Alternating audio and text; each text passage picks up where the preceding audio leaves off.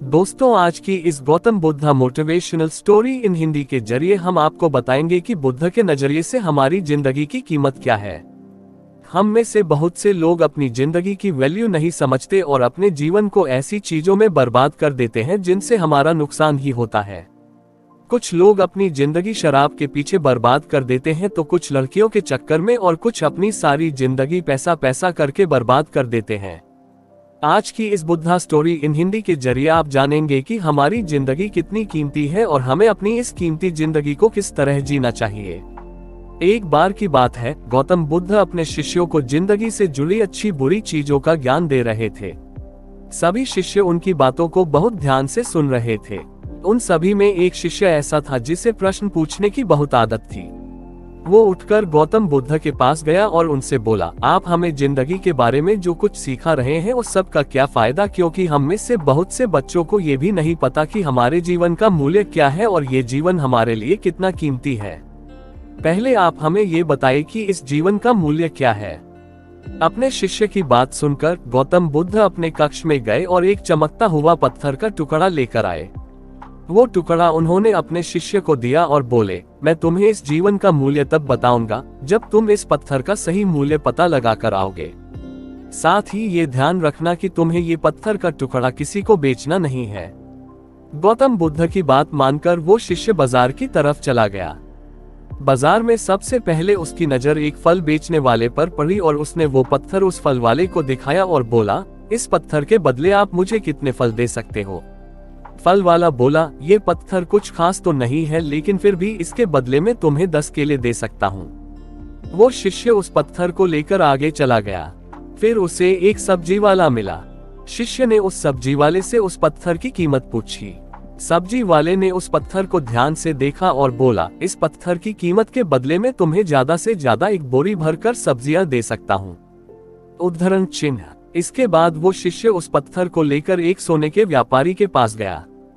उस पत्थर की टुकड़े की चमक देखते ही उस सुनार ने उसकी कीमत 100 सोने के सिक्के लगाए। शिष्य ने वो टुकड़ा बेचने से मना किया तो वो सुनार उसके बदले 200 सोने के सिक्के देने को भी राजी हो गया, लेकिन शिष्य ने वो पत्थर नहीं बेचा। इसके बाद वो शिष्य एक हीरो के व्यापारी के पास गया और उनके सामने उसने वो पत्थर के टुकड़े को रख दिया। उस पत्थर को देखते ही हीरो के व्यापारी ने एक साफ कपड़ा बिछाया, उस पत्थर को उसके ऊपर रखा, फिर उसकी परिक्रमा की और हाथ जोड़कर उस पत्थर को कपड़े में लपेटते हुए वो बोला, तुम जिसे मामूली पत्थर समझकर उसकी कीमत पूछ रहे हो, असल में ये एक बेशकीमती रूबी है। ऐसा रूबी हर किसी को नहीं मिलता। मैं अगर अपना सब कुछ बेच भी दूं तो भी इसकी कीमत नहीं चुका सकता। उस व्यापारी की बातें सुनकर वो शिष्य हैरान हो गया। वो दौड़ा दौड़ा सीधा बुद्ध के पास आया और उन्हें उसने जो कुछ भी बाजार में हुआ वो सब बताया। उसकी अचरज भरी बातें सुनकर गौतम बुद्ध बोले, तुम्हारे सवाल का जवाब इस रूबी की कीमत में ही छिपा है। हमारा जीवन भी एक रूबी है। रूबी की तरह ये भी बेशकीमती है, लेकिन हम इस बात को हमेशा नजरअंदाज करते हैं और अपने जीवन का मूल्य नहीं समझते। हम दूसरों को देखकर और उनके जैसा जीवन जीने की कोशिश में अपने जीवन की कीमत को कम कर देते हैं। हम ये सोचते हैं कि हमारी जिंदगी की कीमत वही है जो दूसरे हमें बताते हैं, लेकिन ये बात हमेशा ध्यान रखना कि सामने वाला अपनी हैसियत, बुद्धि और अपनी समझ के हिसाब से तुम्हारी कीमत लगाता है।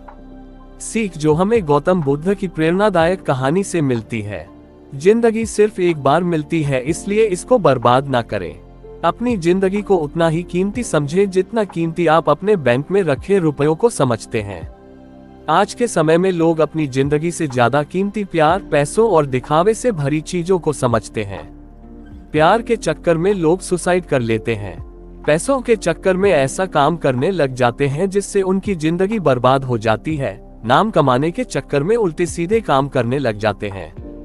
हमेशा याद रखें कि दिखावा करना जरूरी नहीं है। प्यार दोबारा मिल सकता है, पैसा फिर कमाया जा सकता है, लेकिन जिंदगी को फिर से पाया नहीं जा सकता।